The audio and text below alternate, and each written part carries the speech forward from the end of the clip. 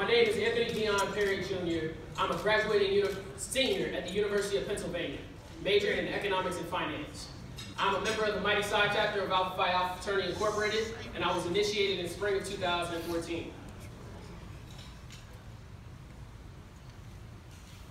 Who else can make kings out of bastards?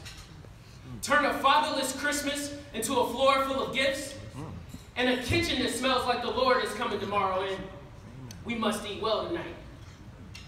I used to think my sister was a blacksmith, the way she baked fire and metal, made kitchen miracles at 14, making enough food to feed a little boy who didn't have the words to say how much she meant to him back then, or enough backbone to say so the day he turned 20. These powerful words by poet Joshua Bennett have resoundingly echoed in my head throughout my journey into manhood. A journey that has been largely defined by learning the importance of unconditionally loving the black women in my life. Now, brothers, if you don't mind, allow me to get a little real with you for a second. This conversation is important. Discussing the role of black men in upholding the respect of womanhood in today's society. However, we must stop having this conversation in a vacuum with just men in the room. There is nothing more important than the lived experiences and personal testimonies of the women whose respect we are seeking to uphold. Engaging their perspectives, including their voices, requesting their reflections on their own hopes, dreams, and even fears, is the surest way that we can become better brothers, sons, husbands, fathers, and yes, even friends. Women must be included in the conversation. So in preparing for today, I decided to speak with a few women in my life, and I invite you to walk with me as I take you through their journey. She exclaimed, "Support us professionally and intellectually, just like you do black men." When was the last time that you reached out to a young woman just to see how her grades were, or to see where she wanted to be in life and how you could help her get there?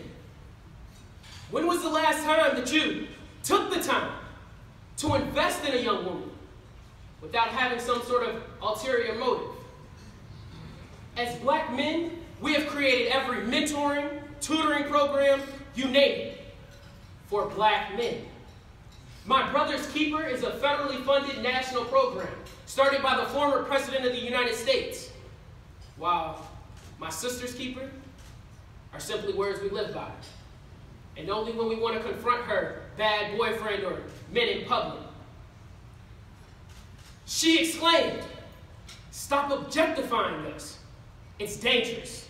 And it's the main reason why black women are more likely to be sexually assaulted than any other group." We don't objectify our mothers, our sisters, our aunts, our cousins. But herein lies the issue. We tend to objectify women whom we don't know. Proverbs 18, verse 21 states that the tongue has the power of life and death. Language is important, and hypocrisy is potent. How dare we become enraged when a white boy spews racist venom, but in the same breath will say, "When I called that female a hoe, you know, I didn't really mean it like that."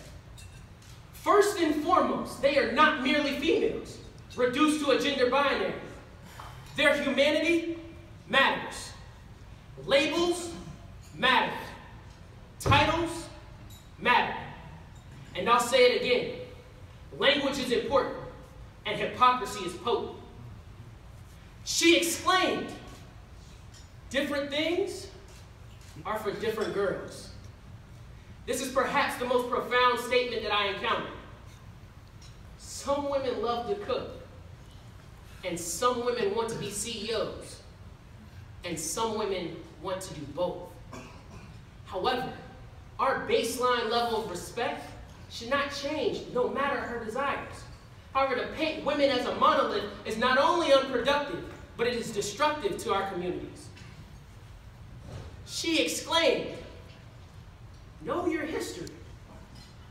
Women, especially black women, have been doing incredible things for centuries. Brothers, we indoctrinate our kids to value the roles of women less in our history. We continually edify the names of Malcolm, Martin, Du Bois, Ali, and reduce the impact of women in the movements. I mean, really, is Rosa Parks the only woman to do anything during the Civil Rights Movement? How dare we forget the likes of Claudette Colvin, Fannie Lou Hamer, Dorothy Height, Diane Nash? How dare we devalue the legacies of the people who made the movement possible? Who made it possible for any of us to even sit in this room and discuss this very topic. This is our shared history, and we must continue to uphold the names of the women in our communities to the highest level. Because at the end of the day, it is the woman who makes sure that we are complete. It is her womb that will welcome the seeds that will carry on our legacies.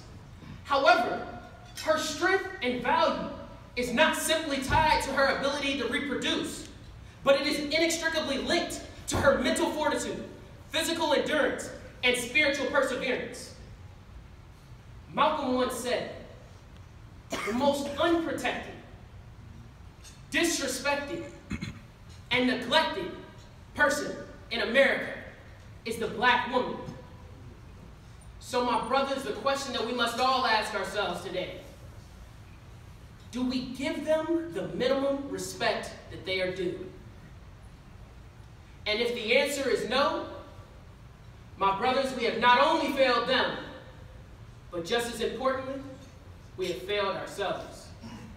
Thank you. Oh, yeah.